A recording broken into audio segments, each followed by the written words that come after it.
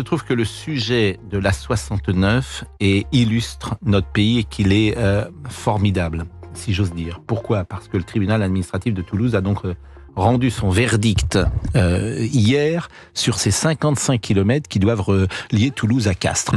Tout le monde est plutôt d'accord parmi la population, parmi les acteurs économiques, parmi les acteurs politiques.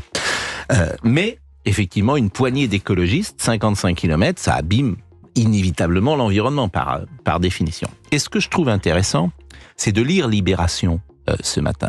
Parce que je fais évidemment un continuum entre cette pensée d'extrême gauche et la décision qui a été prise par le tribunal administratif, parce que au fond, ce sont les mêmes personnes. Les minorités actives dans ce pays, complètement minoritaires, mais qui ont pris le pouvoir dans les médias, dans la justice, avec ce tribunal administratif, et dans le Conseil d'État, dans le Conseil constitutionnel, pourquoi pas.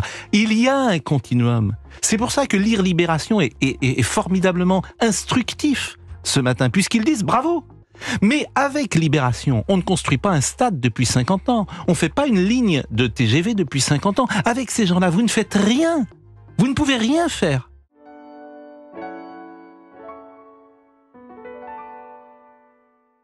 Alors, ce qui coince au niveau de la façon dont j'interprète ce qui se passe en ce moment sur l'A69, c'est un problème de décalage temporel. L'A69 est un projet qui a 30 ans.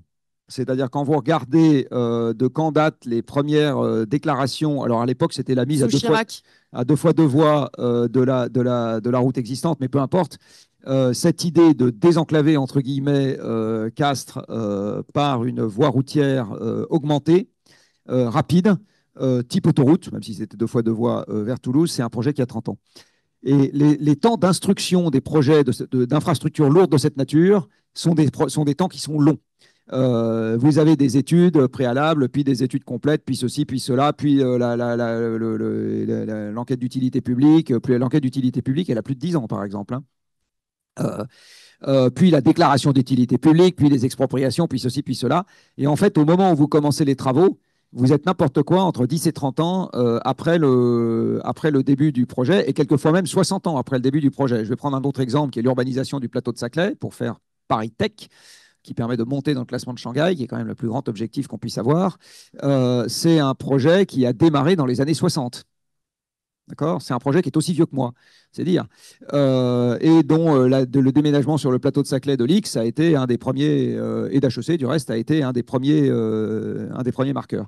Donc c'est des projets qui datent, qui ont été forgés d'une époque qui n'est plus du tout l'époque actuelle. Les déterminants de ce projet, voilà. Par ailleurs, c'est un projet qui date également d'une conception fausse du bénéfice socio-économique des infrastructures de transport. Parce que ce qu'on dit, c'est ça va faire gagner du temps, donc il y a un bénéfice lié à ça sur le temps économisé. Sauf que quand vous regardez la façon dont les gens se comportent, c'est pas comme ça que ça se passe. Les gens ne gagnent pas du temps sur un trajet identique, ils vont se mettre plus loin pour avoir le même temps de transport. En fait, quand vous regardez le gain en vitesse permise par les automobiles et les infrastructures de transport sur les dernières décennies, toutes les enquêtes le montrent. En fait, le temps de transport quotidien, c'est un invariant depuis 2 siècles. D'accord ? On se déplace 1 heure par jour et par personne, en moyenne, pour faire 2 à 3 trajets par jour et par personne, en moyenne. C'est un invariant depuis 2 siècles. Et quand on a mis à notre disposition des moyens rapides, on en a profité pour aller se mettre plus loin dans le même temps de transport. C'est exactement ça qu'on a fait. Donc, cette autoroute, si on la crée, c'est exactement ça qu'elle va faire. D'accord ? Elle ne va pas servir aux gens à économiser du temps de déplacement.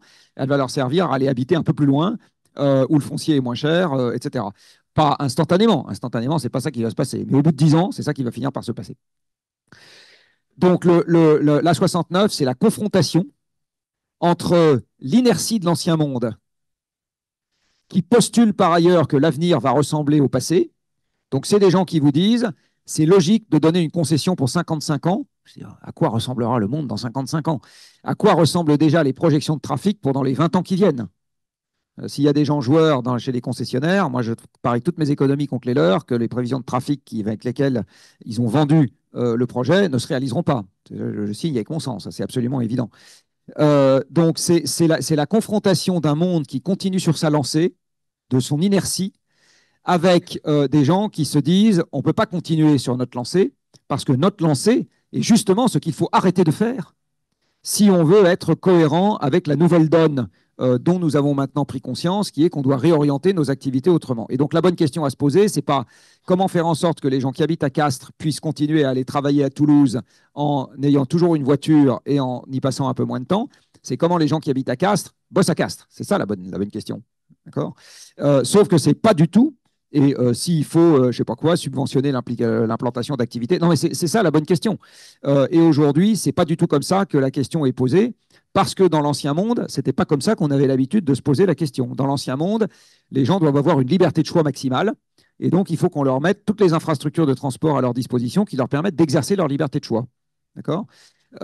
Mais sauf que dans le monde de demain, on ne va pas avoir toutes les libertés de choix qu'on aimerait avoir. Et donc, il va falloir qu'on hiérarchise, qu'on accepte des renoncements et qu'on s'organise en conséquence. Et cette vision-là du monde qui est portée par une bonne partie des manifestants, je ne parle pas des quelques radicaux, parce qu'on a toujours des radicaux qui viennent se greffer sur le truc, quelle que soit la cause. Donc, eux, je ne les mets pas là-dedans. Et on ne peut pas assimiler les manifestants aux gens qui ont incendié la cimenterie. C'est deux populations différentes. Mais l'essentiel des gens qui ont manifesté, j'ai envie de dire calmement, avec femmes et enfants, ou mari et enfants, sont des gens qui revendiquent le fait que le changement de contexte autorise à remettre en question des projets qui sont sur l'inertie de quelque chose qui a été décidé il y a des décennies. Voilà. Et aujourd'hui, on est dans un problème un peu insoluble parce qu'encore une fois, les pas de temps qui conduisent à mettre en œuvre les projets sont des pas de temps qui sont beaucoup plus longs que les pas de temps qui vont avec l'acquisition de la connaissance sur ce qui nous attend pour demain. Voilà. Donc c'est cette confrontation des deux processus, encore une fois, l'inertie de la décision publique versus etc. Et il faudrait effectivement derrière un responsable politique, ou plus exactement un ensemble de responsables politiques, qui acceptent de dire j'ai bien compris qu'on n'irait nulle part avec ce truc-là qui a été décidé. C'est un peu comme si moi je décidais de faire l'Everest quand j'ai 40 ans, et puis le temps que je constitue mon sac à dos, j'en ai 80. Bon, bah, à ce moment, il vaut mieux que je change d'avis, quoi. Voilà, c'est ce genre de problème aujourd'hui. Et là, 69 est emblématique, mais il y en a plein d'autres qu'on ne sait pas traiter. Hein.